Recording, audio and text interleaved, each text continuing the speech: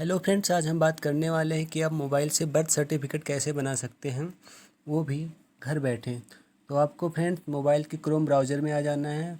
फिर आपको यहाँ पे 3 डॉट्स दिख रहा होगा। आपको इसको डेस्कटॉप साइट में कर लेना है। उसके बाद आपको सर्च करना है C R S birth certificate. इसको लिख के आपको सर्च कर लेना है। सर्च करने के बाद आपको ये फर्स्ट पे दिख रहा होगा सिविल रजिस्ट्रेशन सिस्टम।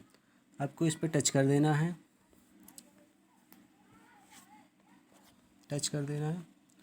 उसके बाद आपको यहाँ यूज़र नेम और पासवर्ड डाल के लॉगिन कर लेना है।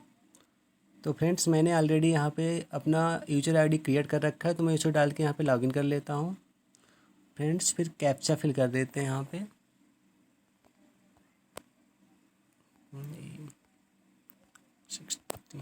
फिर यहाँ पे लॉगिन कर लेते हैं।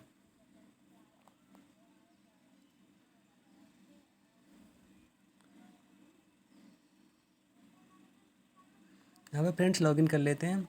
फिर उसके बाद आपको यहाँ पे साइड में दिख रहा होगा बर्थ। तो आपको यहाँ बर्थ पे टच कर देना है। फिर ऐड बर्थ रजिस्ट्रेशन आपको यहाँ पे टच कर देना है। यहाँ पे टच कर देना है, फॉर्म ओपन होगा। फिर फॉर्म को फिलअप कर लेते हैं। तो फ्रेंड्स, ये फॉर्म ओपन हो रहा है। फ्रेंड्स, मैंने फॉर्म फिलअप कर लिया है। अब आपको मैं डिटेल में बताता हूँ कैसे फॉर्म को फिलअप करना है। तो फ्रेंड्स, आज आपको दिख रहा होगा रिपोर्टिंग डेट। तो फ्रेंड्स, ये आज का रिपोर्टिंग डेट है। मैंने आज रिपोर्ट किया है, तो 20/9/2021 दिखा रहा है मेरा। अब जिस दिन आपके बच्चे का जन्म हुआ है वो डेट ऑफ बर्थ यहाँ पे फिलअप कर देना है, जैसे मैंने यहाँ फिलअप कर रखा है। फिर आपको उसका जो भी सेक्स लिंग है वो आपको चूज कर लेना है। फिर उसका यहाँ पे फर्स्ट नेम डाल देना है। फिर आपको अगर मिडिल नेम है तो वो डाल देना है, और आपका फिर लास्ट नेम जो है वो डाल देना है। फिर आपके पास अगर ईआईडी नंबर है तो वो डाल देना है, नहीं तो कोई बात नहीं, ब्लैंक छोड़ सकते हैं। और आधार नंबर भी है तो वो डाल सकते हैं, नहीं इसे भी ब्लैंक छोड़ सकते हैं। फिर आपका ये जन्म का स्थान पूछ रहा है, तो आप इसे जहाँ भी हुआ है वहाँ का आप डाल सकते हैं। तो जैसे मेरा घर पे हुआ तो मैं घर पे डाल देता हूँ। फिर आपका जो भी बिल्डिंग नंबर या जो भी वहाँ का है वो डाल देना है। फिर यहाँ पे हाउस नंबर डाल देना है। फिर आपको यहाँ पे स्ट्रीट लेन का नाम डाल देना है। फिर आपको यहाँ दिख रहा होगा लोकालिटी अपॉन पोस्ट ऑफिस, तो वो डाल देना है आपको। फिर यहाँ स्टेट जो है वो आपका सेलेक्ट ही है, डिस्ट्रिक्ट है वो भी सेलेक्ट है। फिर आपको यहाँ नीचे आ जाना है, आपको उसके पिता का नाम डाल देना है, जैसे मैंने यहाँ डाल रखा है। फिर मिडिल नेम, फिर ये और लास्ट नेम। अगर आपके पास आधार नंबर है तो डाल सकते हैं, नहीं ब्लैंक छोड़ सकते हैं। ईमेल आईडी है तो डाल दीजिए, नहीं तो कोई बात नहीं। मोबाइल नंबर है तो उसे डाल सकते हैं, नहीं ब्लैंक छोड़ सकते हैं। फिर उसके आपको माता का नाम फिलअप कर देना है, जैसे मैंने यहाँ फिलअप कर रखा है। मिडिल नाम है तो डाल दीजिए, नहीं तो इसे ऐसे ब्लैंक छोड़ सकते हैं। लास्ट नेम है तो डाल दीजिए, नहीं तो कोई बात नहीं। फिर आपको सेम रीज़न आधार नंबर है तो डाल दीजिए, नहीं तो ब्लैंक छोड़ दीजिए। ईमेल आईडी है तो डाल दीजिए, नहीं ब्लैंक छोड़ दीजिए। मोबाइल नंबर है तो डाल दीजिए, नहीं ब्लैंक छोड़ दीजिए।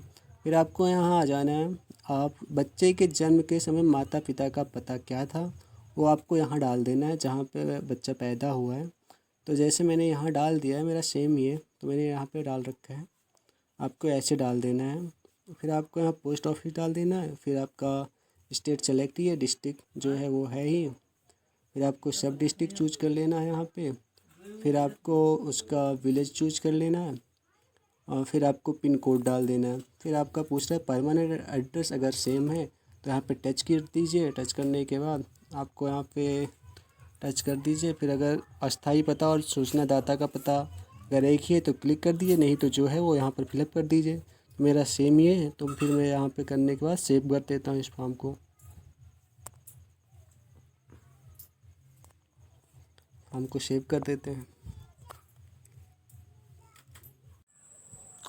तो फ्रेंड्स, जैसे आप देख रहे हैं यहाँ लिखा हुआ है स्टेट। तो स्टेट आपका उत्तर प्रदेश है तो उत्तर प्रदेश होगा, और डिस्ट्रिक्ट आपका जो होगा वो होगा मेरा जैसे गोंडा है आपका। फिर सब डिस्ट्रिक्ट होगा जो होगा वो चूज कर लेना आप। फिर आप यहाँ रिलीजियन आ जाइए। फिर यहाँ आपका जो भी धर्म है वो सेलेक्ट कर लीजिएगा।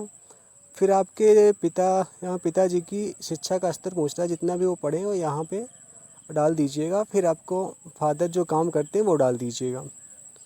और फिर यहाँ मदर से रिलेटेड डिटेल पूछ रहा है, तो यहाँ पे वो डाल देना है। फिर आपका जो भी काम कर रही है वो डाल देना है। फिर आपको यहाँ माँ की उम्र पूरे साल में पहली शादी के समय क्या थी वो डालना चाहो तो यहाँ डाल सकते हो, नहीं तो कोई इम्पोर्टेंट नहीं है।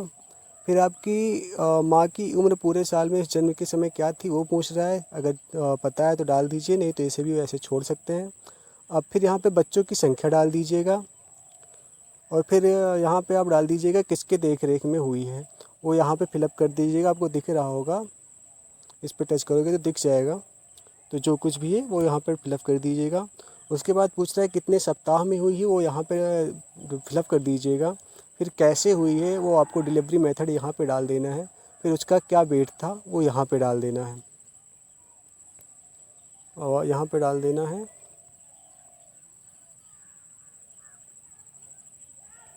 यहाँ पे डालने के बाद अब आपको ये पूछ रहा है, अब इसको आप ऐसे ब्लैंक ही छोड़ दीजिए।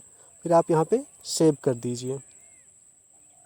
अब ये पूछ रहा है upload reporting from field is blank, do you want to continue, तो यस मुझे कंटिन्यू कर देते हैं इसे।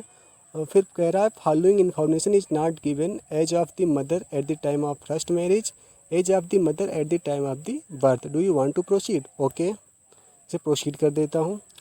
फिर ये फ्रेंड सेव हो गया। अब ये आपके पास ये पूरा जो आपने फॉर्म को फिलअप किया है सारा कुछ लिख के आ गया। आपको लगता है इसमें मुझे कुछ करेक्शन करने की ज़रूरत है, तो आप यहाँ से दिख रहा होगा आपको नीचे, एडिट कर दीजिए। अगर आपको लगता है सब कुछ सही है तो आप यहाँ पे सबमिट कर दीजिए, सबमिट कर दीजिए। फिर आपको ये लगभग 4 से 5 दिन का समय लेगा, उसके बाद बनकर आ जाए।